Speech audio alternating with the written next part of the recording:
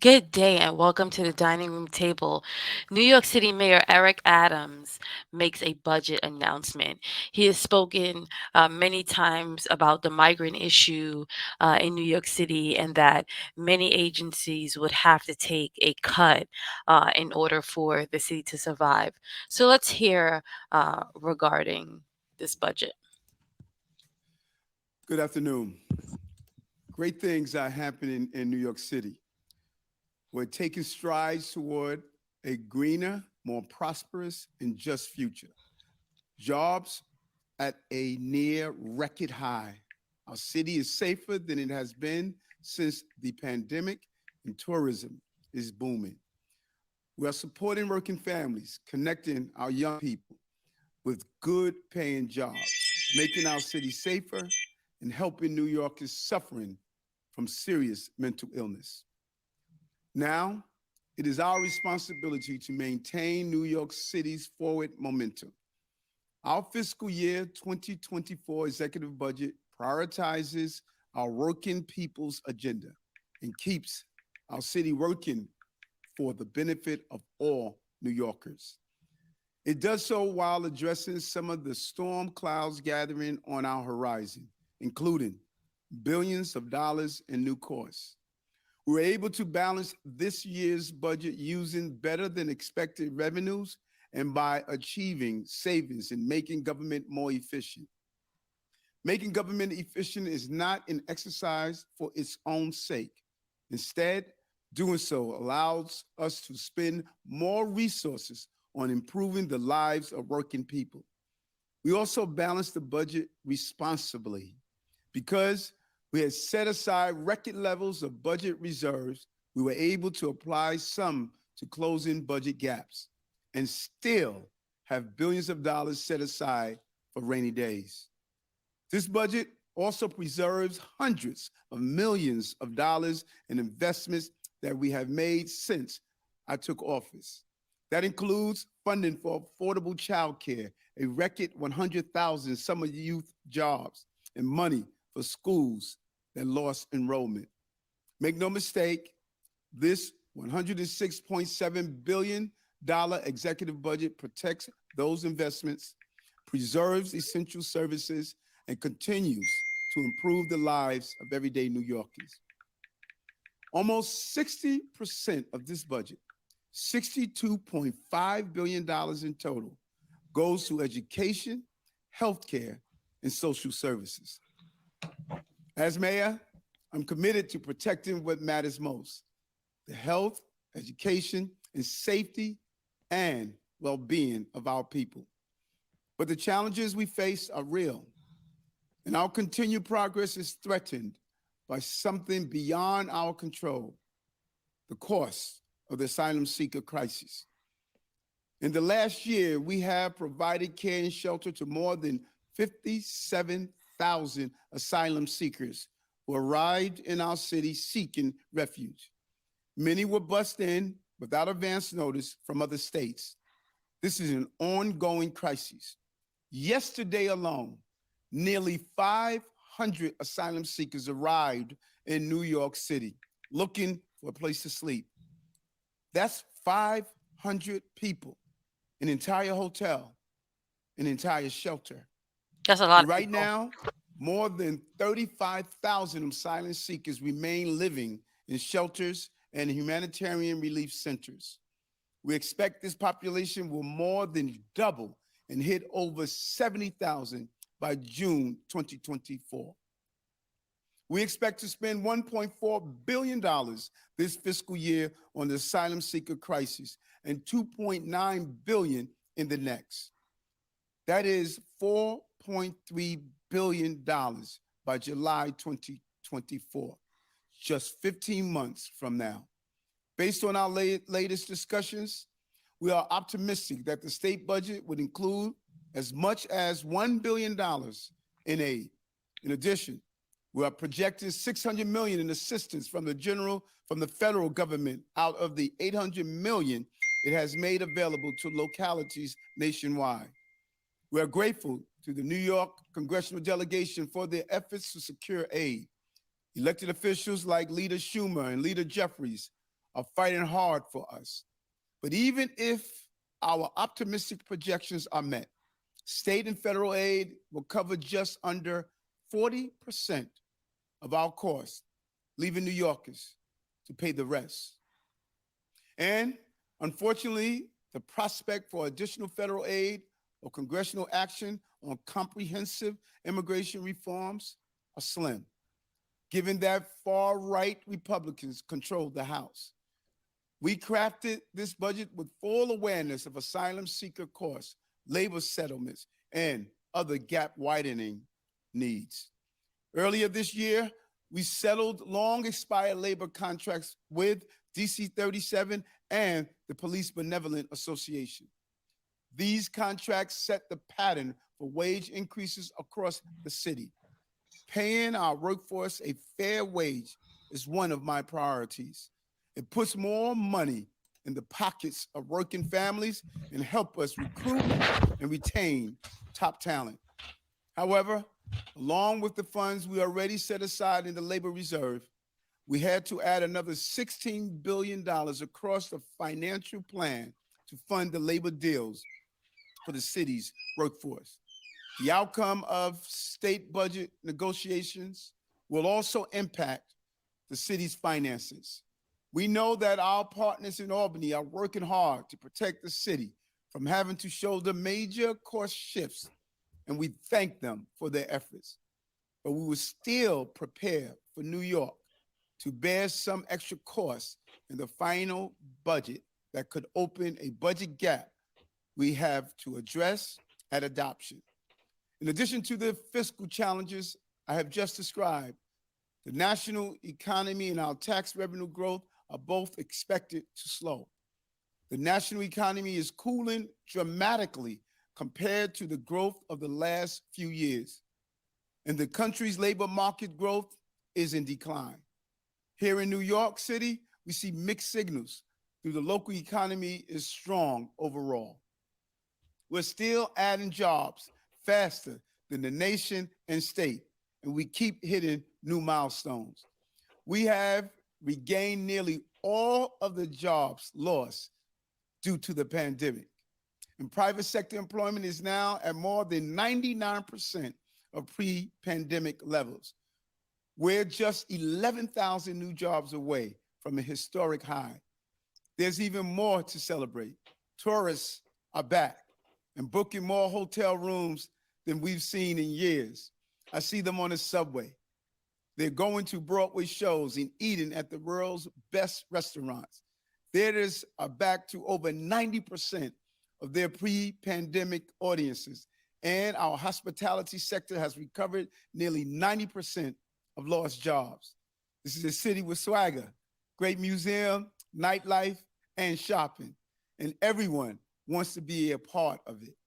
But even as our economy has recovered, some key drivers of city revenue are slowing down. This will create significant challenges in future budgets. Wall Street drives income growth in our city, and it is the source of revenue that funds a large part of our budget. We benefited from several years of record growth, but when Wall Street profits decline by 50%, we all feel the pain. Commercial office vacancies remain at a record high level, which impacts our property tax revenue, the city's single largest source of taxes. Just as we transformed the financial district into a vibrant live-work community 20 years ago, we must transform our city by converting older, vacant, and underused offices into housing. This will boost small businesses, protect good jobs, and create thriving neighborhoods.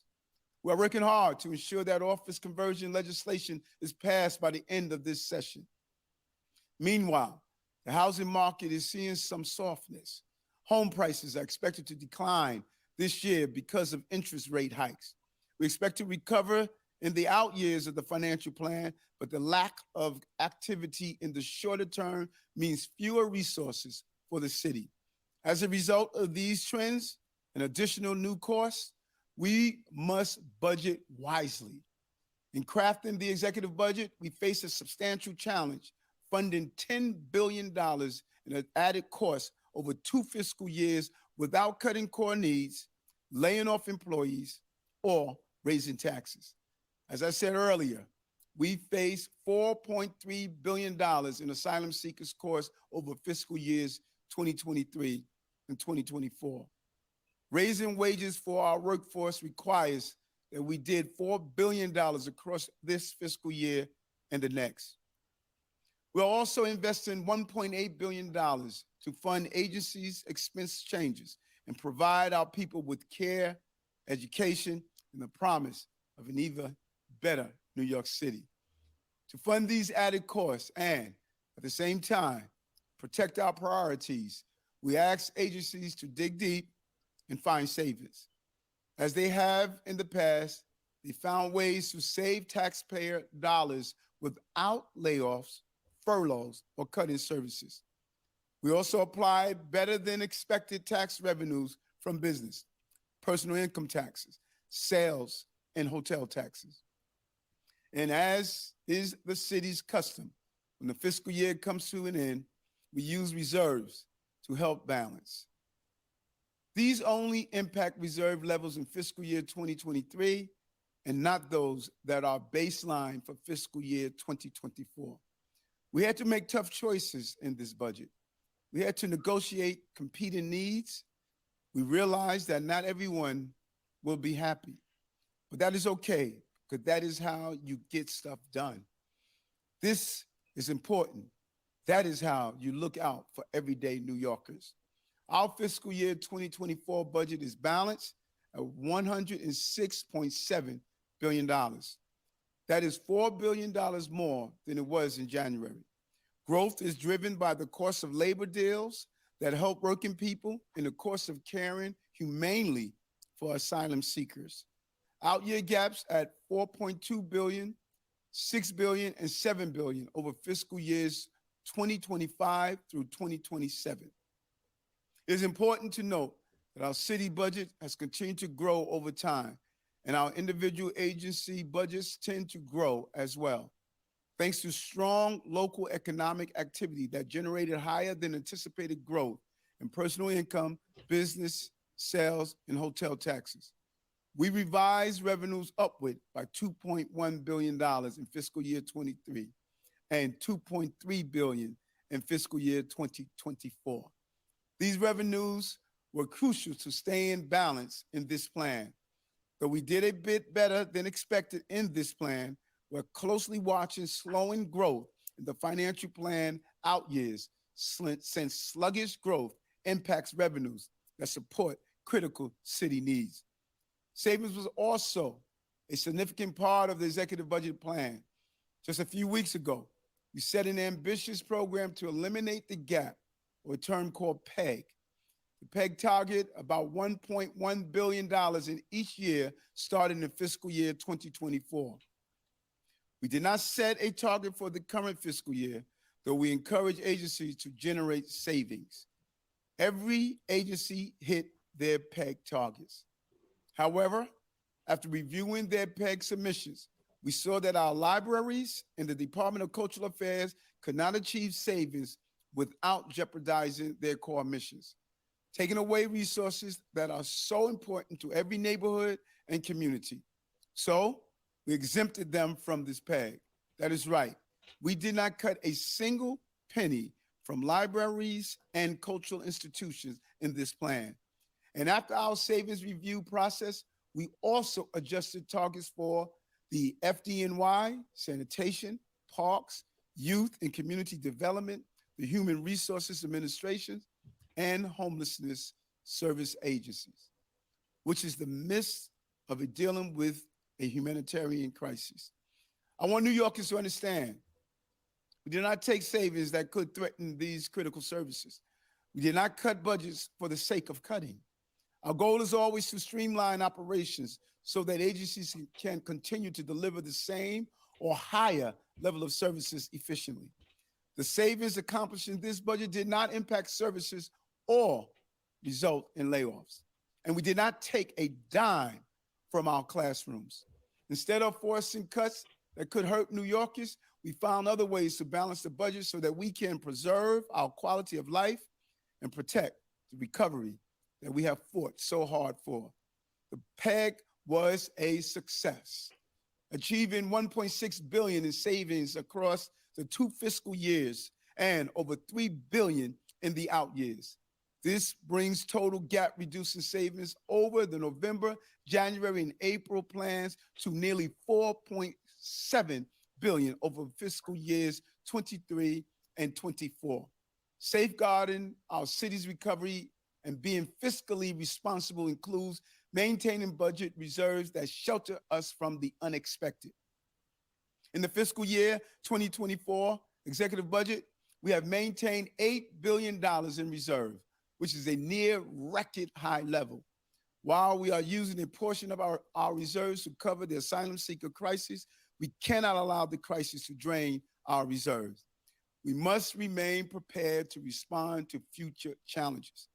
As I said earlier, this budget invests in working New Yorkers while making sure that New York City keeps working for everyone. It protects and maintains our historic investments in child care, summer youth employment, and affordable housing, while also funding additional programs and services that benefit working families, young people, and those who need extra assistance.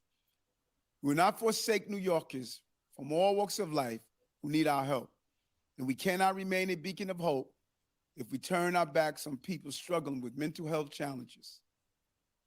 We will baseline funding and continue to expand the Be Heard program.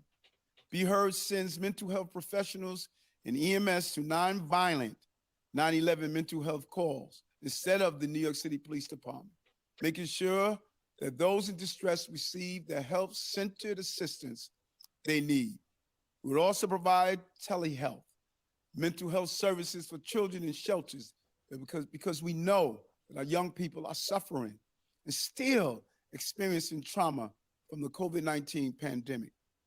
And we are honoring the commitments to mental health services that we made in this year's State of the City. This includes telehealth assistance for high school students, increasing the capacity of facilities for peer-led support in high-need areas, and streamlining the process by which people with serious mental illness access services. It's only by assisting those who need our help the most that we can lay the groundwork for a just, equitable, and prosperous city. New York City is built on the hard work and dedication of working families. In these difficult times, we must do what it takes to put resources back into the hands of working people. This includes helping families claim all available benefits, including the Earned Income Tax Credit, cash assistance, SNAP, and more. We are bringing more attorneys on board to make sure that our neighbors who rely on government-funded housing vouchers can utilize them without being discriminated against by landlords. And we are expanding broadband and night shift developments so that New Yorkers at every income level can get on the internet. This would allow families to access childcare and other services online through our city's web portals. We're also supporting the Mayor's Office for People with Disabilities plan to promote workforce development for New Yorkers living with disabilities. And we are preparing our people for the 21st century jobs by investing in the right education and training. We're integrating climate education into our schools to increase our students' environmental awareness and help get them ready for opportunities in the growing green sector. We are also providing our school food workers with in-depth culinary training to improve their skills and make healthy eating a part of our students' everyday experience. And we are making sure that our students in shelters receive the support they need to be able to continue their education. We will also support our talented and hardworking students at CUNY through internships and mentorships. We can connect them with potential employers and create prosperity across all 5 boroughs. However, I know from personal experience that sometimes life puts up obstacles you cannot overcome on your own. So We're providing CUNY students who are forced to give up their studies with the help they require to resume their education through the CUNY Reconnect program. 16,000 students made use of this program in its first year. For each student who re-enrolls in college, we have one more New Yorker with a better chance of securing a good paying job. One more New Yorker with a shot at a better future. Our shared future is built on the principle of justice and equity. New Yorkers voted to create the Office of Racial Equity and the Commission on Racial Equity, and we are making sure that these important entities will have the resources they need to carry out their mission. Their efforts will help coordinate citywide racial equity planning, establish priorities, and track compliance. Racial equity means a safer, healthier, and stronger city for everyone. And we can't talk about equity without addressing the threat that climate change poses to our city, especially our most vulnerable communities. Plan YC is our city's strategic climate plan to combat climate crisis and do good for the environment. Whether it is expanding organics collection and composting, maintaining our tree cover, bringing solar power to low-income residents, or building shoreline resilience, Plan YC provides a comprehensive citywide strategy to increase resilience, protect our infrastructure, and save lives. And it is rooted in practical, actionable steps that we will get done. We're also using capital funding and long-term strategic planning to reimagine our city. The 164.8 billion 10-year capital strategy is a long-term look at our infrastructure planning and financing. It sets out a vision for bettering our city over generations. We'll expand the Department of Sanitation collection fleet so that we can implement our first citywide curbside organics and composting program. This will improve sustainability across all 5 boroughs. We'll also invest in more than $500 million to redevelop the CUNY Brookdale campus and create a world-class science park and research center. This will generate billions of dollars in economic impact, lead to thousands of good jobs, and confirm New York City's role as a global leader in public health and life sciences. In addition, we're making improvements to schools citywide because of our students deserve the best possible facilities in which to learn and grow. Time and time again, New Yorkers have shown courage and grit in the face of adversity. We're proud of our city's economic recovery, our near record high job numbers, and the rebound in our tourism industry. We're proud that our administration is preparing our young people for the future, supporting working families, creating affordable housing, providing access to good jobs, and improving public safety. New Yorkers know that to thrive in this city, you need to be able to adapt. This administration will continue to respond quickly to changing conditions and adjust course as needed. Our compass will always be our people. And this budget ensures that we can continue to get stuff done for New Yorkers and for our city now and in the years to come. Thank you, New Yorkers.